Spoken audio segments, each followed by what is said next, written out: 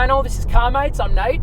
I'm Zach. And today, Zach, we're driving my personal 2018 Volkswagen Golf GTI. And which model's that one? It is the Mark 7.5 SE.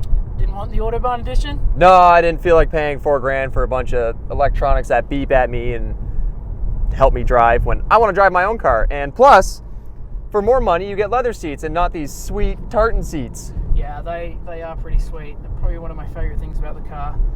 They are pretty sweet. I have socks to match them. Yes, you do. All right, so how long have you had this car? I've had this car for 2.5 years now. I got it from the factory, ordered it in January, got it in May of 2018. I've had zero problems with it so far. It's done all like the dealership maintenance through the warranty. It costs a little more because it is a European car compared to other cars like its class. Understandable. Like the Focus ST. Yeah. Probably same class car, but you're probably a little cheaper in maintenance. So is this car stock?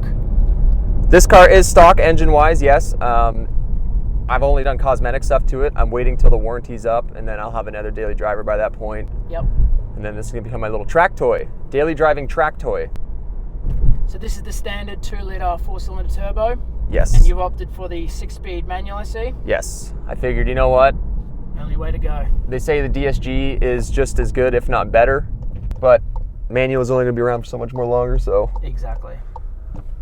enjoy them while they last. Since this car is stock, it still has the factory specs, which are 220 horsepower and 258 foot-pound of torque.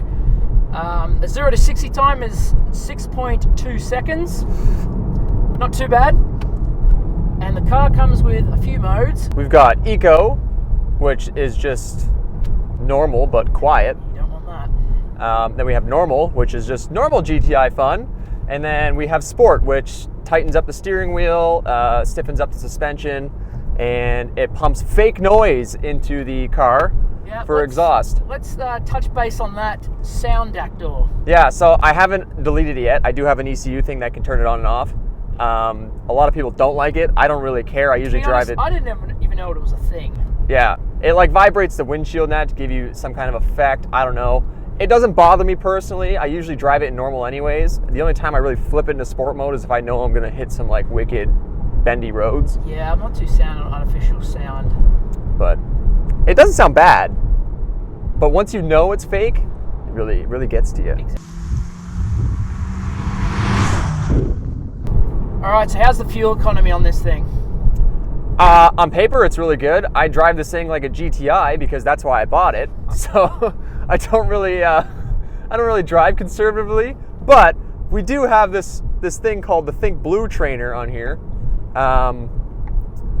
It basically tells you how bad you are at saving gas. Oh, you are bad. Yeah, so there's these little stupid meters here, and the closer they are to the circle, that means you're doing good. The only time it tells you you're perfect, it gives you a score out of 100. The only time that you do perfect is when you're coasting, you let off the gas. Yep. So unless you can just coast from point A to point B, you're gonna be bad at consuming fuel, and you're just terrible for the environment. So exactly. But for those who like to drive nice and easy and not floor it on every red light and go around every bend and redlining speeds, I'm sure it's great on gas. While this car does have pretty impressive performance specs, the main thing is that it can do this. Oh! So onto the handling. Give us a little rundown. So this car is front wheel drive. Golf R is all wheel drive, but this car has an LSD just on the front two wheels, so there are electronics telling it how much power goes to each front wheel depending on how the cornering is going. So it makes it very capable of going into turns. And it helps a lot. It does, it helps a lot. I have been in a Golf R several times, and you can't really, going into corners, it's really hard to notice the difference between this front wheel drive system and the all wheel drive system. Where you really notice the difference is in the snow. Yes, absolutely. Obviously, because you're slipping around, sliding. You can drift a Golf R around corners. You cannot really drift this around corners. Yep. As soon as you let go of that handbrake, you hit the gas, it's just pulling forward. So how's the suspension in this car? The suspension's nice. So you go into sport mode and it really stiffens it up. You can immediately feel it in the steering wheel. And when you rock it side to side, like there's less body roll. Yeah. Obviously not as tight as it would be if you got coils on the car, but Oh, of course. as soon as you go into Eco and Normal though, The steering wheel, Softens up a bit. it softens right up, Yep. and you can feel just like A little bit of play. so much more body roll. And how's the braking? Braking's good. Obviously, they're not like Brembos. They're obviously not Brembos, but they do the job. And what tires are you running? I have Indy Firehawk 500s. I just went on Tire Rack and looked up which like track like daily drivers. So these aren't stock tires? These are not. No, they came with Hankooks. They're just sitting in my shed, but I wanted something more grippy. Yep. For my driving habits, and I immediately noticed a difference. The ones that came with were good. Like I never like slid or understeered into corners, but the second, like as soon as I got these ones put on, I was going around the same corners faster, and there wasn't a squeak from these tires. Wow. So overall, the handling is pretty good. Handling is phenomenal. I love the handling. Awesome. So, you want to drive it? Sure. You'll have to forgive me, Zach. I grew up driving right-hand drive cars, so this is probably my second time driving a manual gearbox with my right hand. So this is Nate's first time driving this car ever.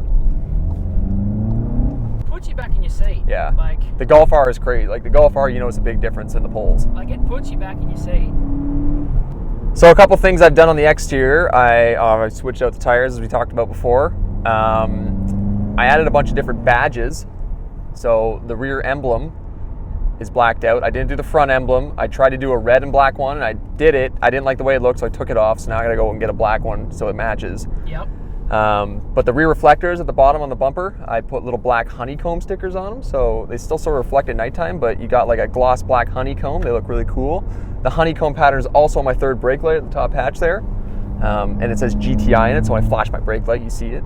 Honeycomb lights up, and then GTI. I changed the GTI badges on the side doors. They were red and chrome. I made them red and black. And same with the GTI, just badge right on the front grille. I made that red, and on the back I made it black. I didn't want red on red. The steering wheel. The steering wheel could be my favorite part about the whole car after the seats. Yes, I did put a suede cover on the steering wheel. This isn't stock. No, it does. It comes with a leather wrapped, same stitching pattern, but I wanted suede because who wouldn't want suede? It was $40. Oh, absolutely. You got a 12 o'clock red stripe on there. Yep. I got gripes about the exhaust tips. My car personally. So one day, it was about 3 months after buying it or getting it, I was washing my car and I realized my exhaust tips are uneven. So I got down there and looked. It's not the hangers, they're actually welded on crooked. So one exhaust is like a finger width lower than the other one. And you're like, now that I know it, it's every time I look at the back of my car, it's the first thing I see.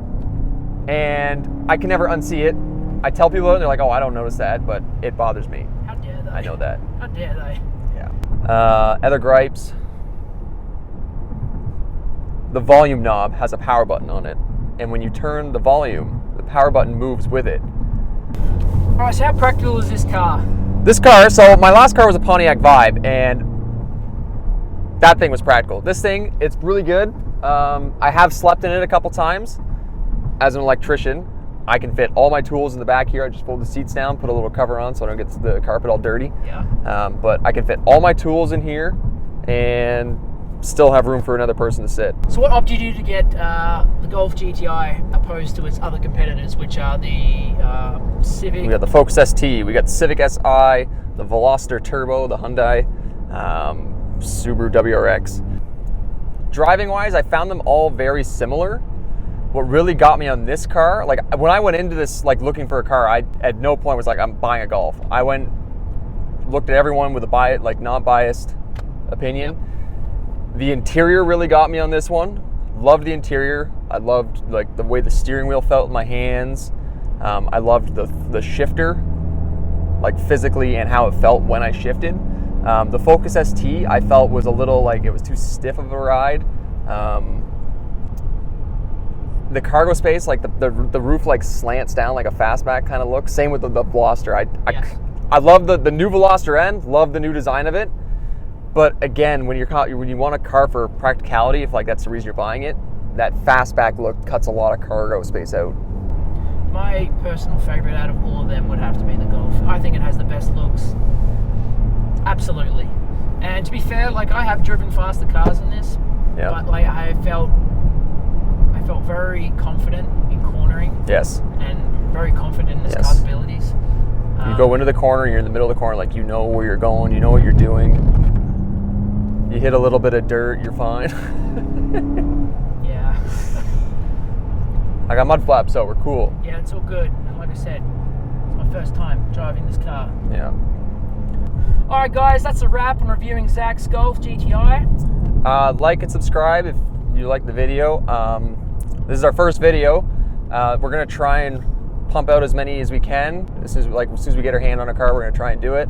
It's not gonna be a constant flow. Hopefully we do get to that point where we can pump out a video at least once weekly. All the support would be appreciated. Yeah.